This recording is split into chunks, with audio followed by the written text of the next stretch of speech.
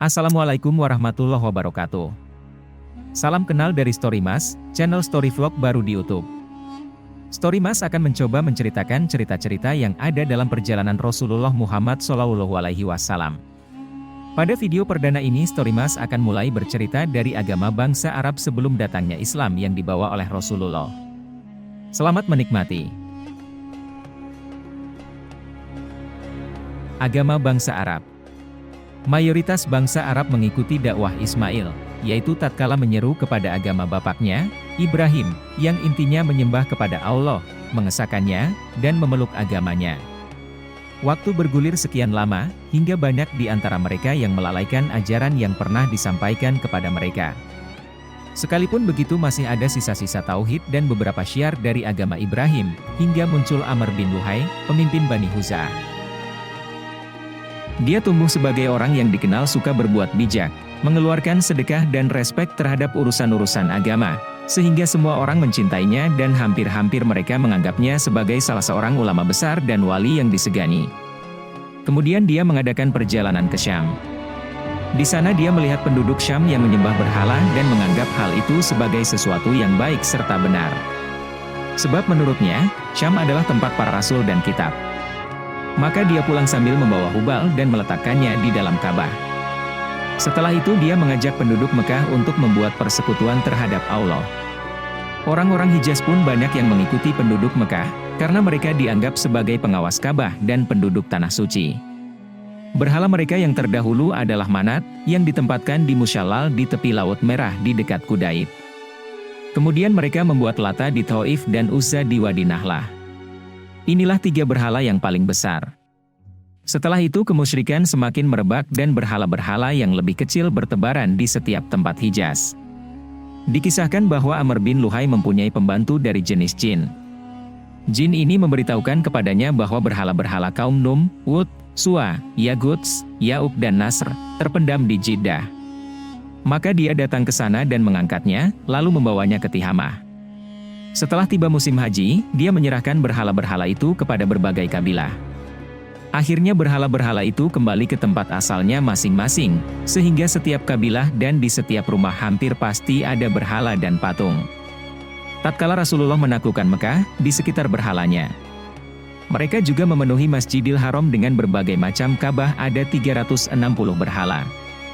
Beliau menghancurkan berhala-berhala itu hingga runtuh semua, lalu memerintahkan agar berhala-berhala tersebut dikeluarkan dari masjid dan dibakar. Begitu pula kisah kemusyrikan dan penyembahan terhadap berhala, yang menjadi fenomena terbesar dari agama orang-orang jahiliyah, yang menganggap dirinya berada pada agama Ibrahim. Mereka juga mempunyai beberapa tradisi dan upacara penyembahan berhala, yang mayoritas diciptakan Amr bin Luhai. Sementara orang-orang mengira apa yang diciptakan Amr itu adalah sesuatu yang baru dan baik serta tidak mengubah agama Ibrahim. Di antara upacara penyembahan berhala yang mereka lakukan adalah: pertama, mereka mengelilingi berhala dan mendatanginya, berkomat kamit di hadapannya, meminta pertolongan tatkala menghadapi kesulitan, berdoa untuk memenuhi kebutuhan, dengan penuh keyakinan bahwa berhala-berhala itu bisa memberikan syafaat di sisi Allah dan mewujudkan apa yang mereka kehendaki. Kedua, mereka menunaikan haji dan tawaf di sekeliling berhala, merunduk dan sujud di hadapannya. Ketiga, mereka bertakorup dengan menyajikan berbagai macam korban, menyembelih hewan piaraan, dan hewan korban demi berhala dan menyebut namanya.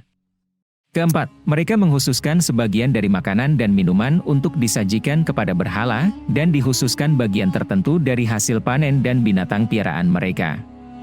Ada pula orang-orang tertentu yang menghususkan sebagian lain bagi Allah.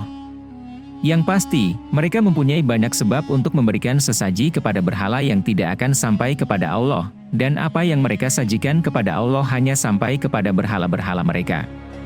Firman Allah dalam surat Al-An'am 136, dan mereka memperuntukkan bagi Allah satu bagian dari tanaman dan ternak yang telah diciptakan Allah.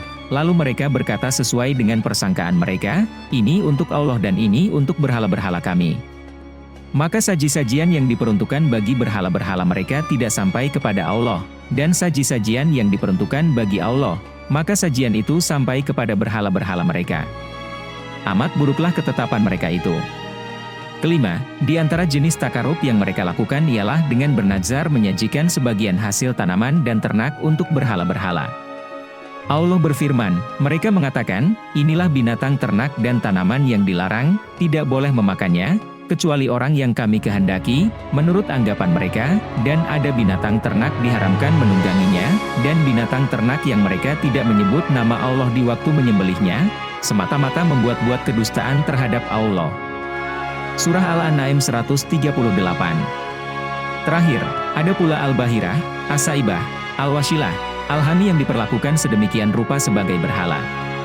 Ibnu Ishaq berkata, Al-Bahirah anak As-Saibah yaitu onta betina yang telah beranak 10, yang semuanya betina dan sama sekali tidak mempunyai anak jantan. Onta ini tidak boleh ditunggangi, tidak boleh diambil bulunya, dan susunya tidak boleh diminum kecuali oleh tamu. Jika kemudian melahirkan lagi anak betina, maka telinganya harus dibelah. Setelah itu ia harus dilepaskan secara bebas bersama induknya, yang juga harus mendapat perlakuan yang sama. Adapun Al-Wasilah, adalah domba betina yang mempunyai 5 anak kembar, yang semuanya betina secara berturut-turut.